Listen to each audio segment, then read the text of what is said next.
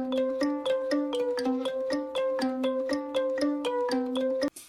eu sou a Carol e hoje a gente vai falar de resistência elétrica e resistividade dos materiais.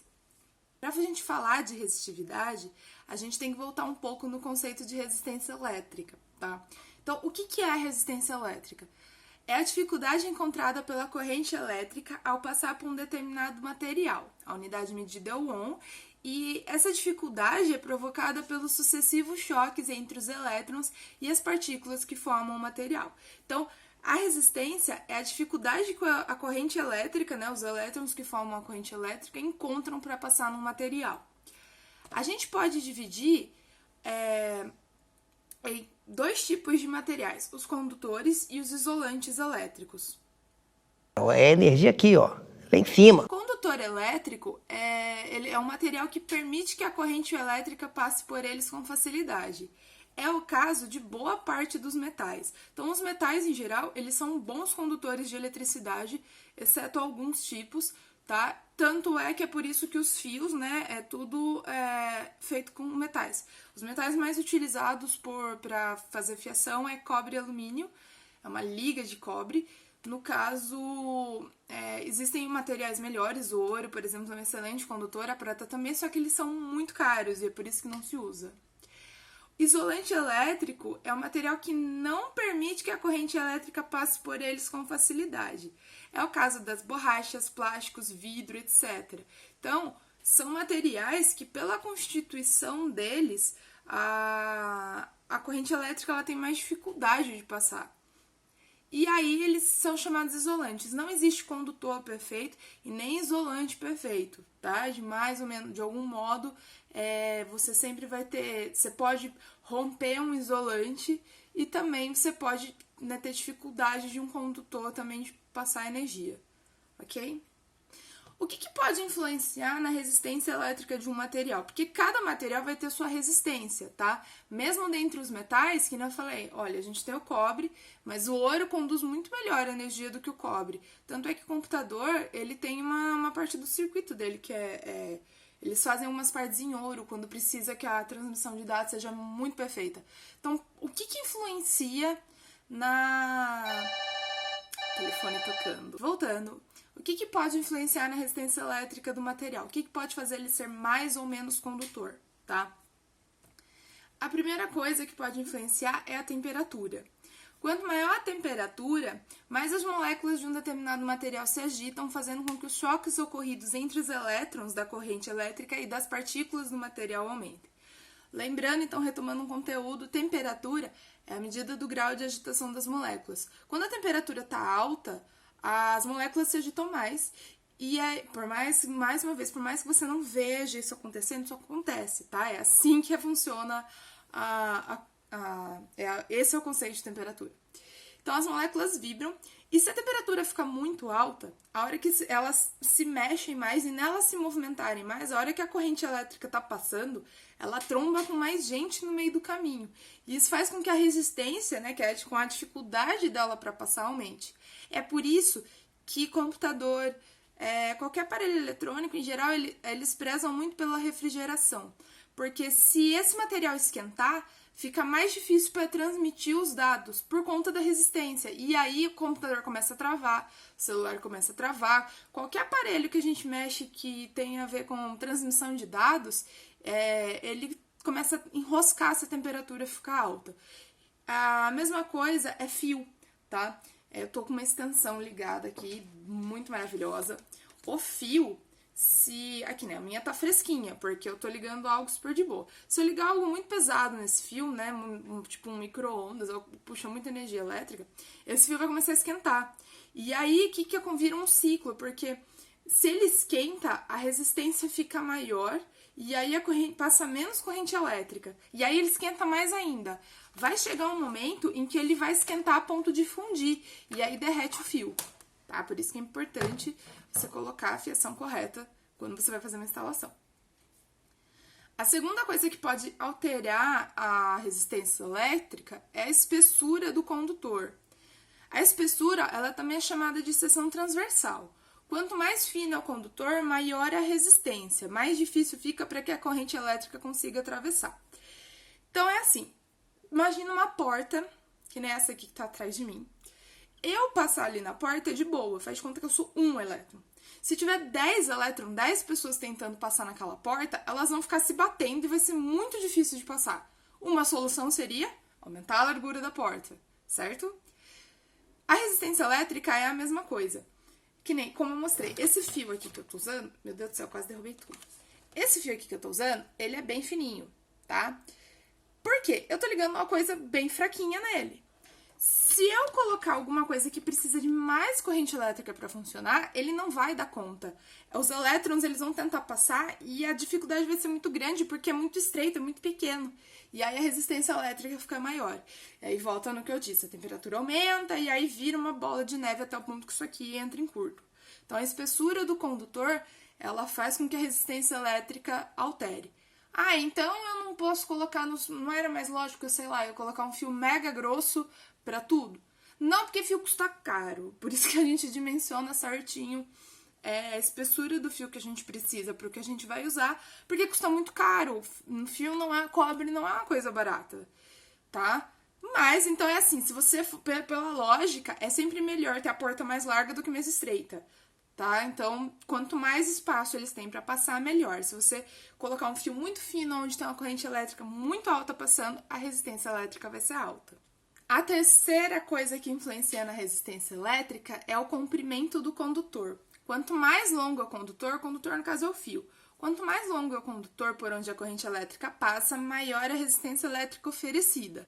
Esse não tem muito o que explicar. Quanto mais comprido for, maior vai ser a resistência elétrica. Pensa, né, que o caminho é maior, então não dá para esses elétrons escaparem logo, né? Eles têm que andar um tantão e a resistência elétrica aumenta.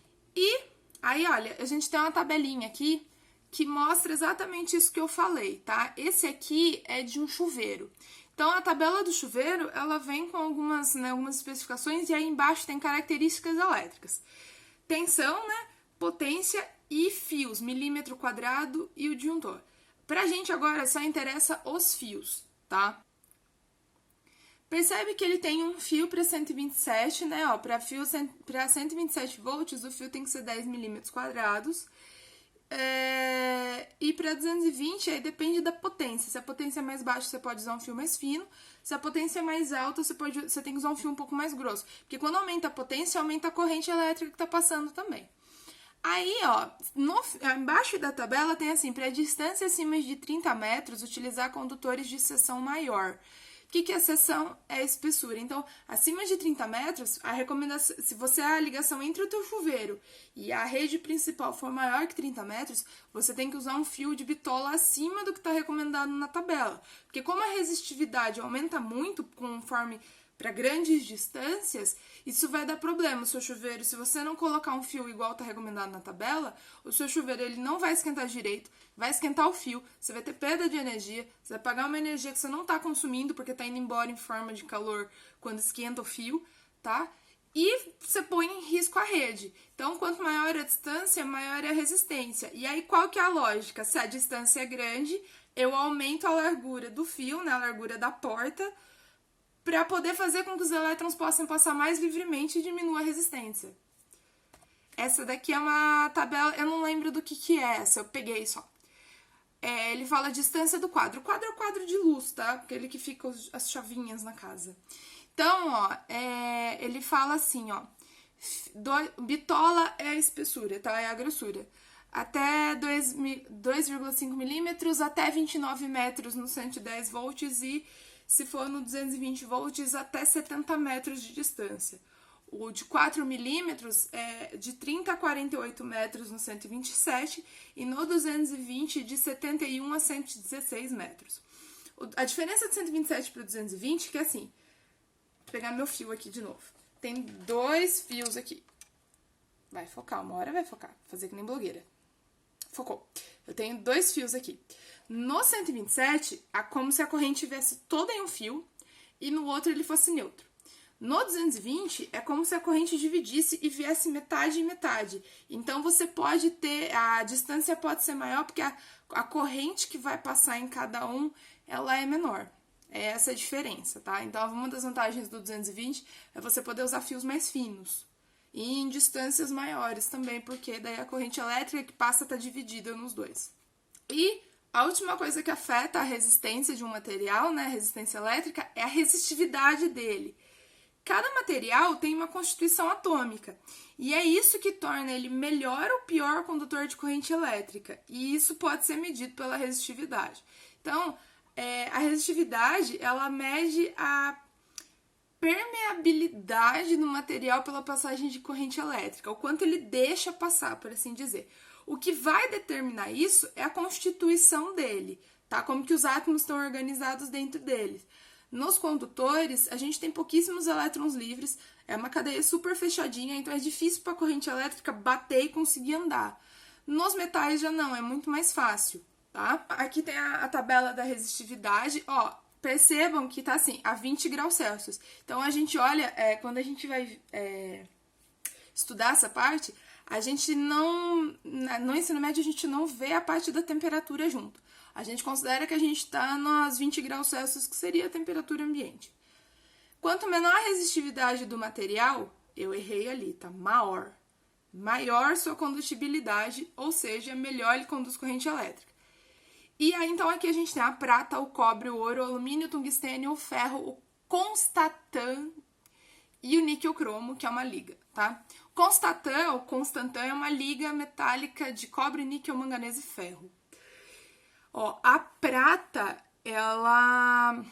a resistividade dela é 0,016. Depois vem o cobre, o ouro, né? Tá organizado. Quanto menor a resistividade, melhor ele conduz corrente elétrica, tá? A platina também é bom condutor de corrente elétrica. O alumínio, ó, ele é um pouquinho maior do que o cobre, só que ele é muito usado em lugares em que você precisa de grandes distâncias de fio, porque como o cobre custa muito caro, eles preferem o alumínio, porque ele é mais barato, o fio é mais leve, né? O cobre ele é mais pesado, e aí então não existe tanta rede, você precisa pôr um fio um pouquinho mais grosso, porque a resistividade é mais alta, só que vale a pena em dinheiro por conta da distância. Então, guarda aí, quanto menor a resistividade, melhor condutor elétrico. E aí, você deve pensar, como é que eu junto tudo isso? Você não deve pensar, né? Porque eu não pensaria, tô falando isso porque eu sou física. Você, na sua casa agora, você já conhece a primeira lei de Ohm, eu vou falar agora da segunda lei de Ohm. A segunda lei de Ohm, ela relaciona tudo isso que eu falei em uma coisa só, tirando a temperatura.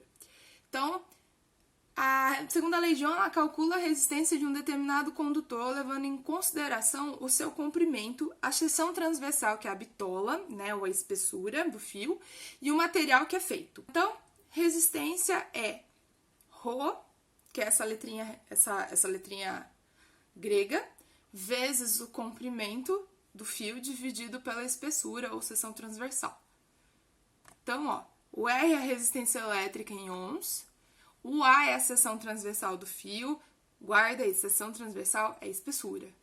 O L é o comprimento do fio e o Rho é a resistividade do material, que daí volta naquela tabelinha que a gente estava, que cada material tem a sua resistividade, ok? É isso, a gente vai fazer alguns exercícios da segunda lei de Ohm agora para calcular a resistência elétrica de alguns materiais. Eu vou disponibilizar esse PowerPoint nos comentários aqui no link. Se sobrou alguma dúvida, deixa aí embaixo e até!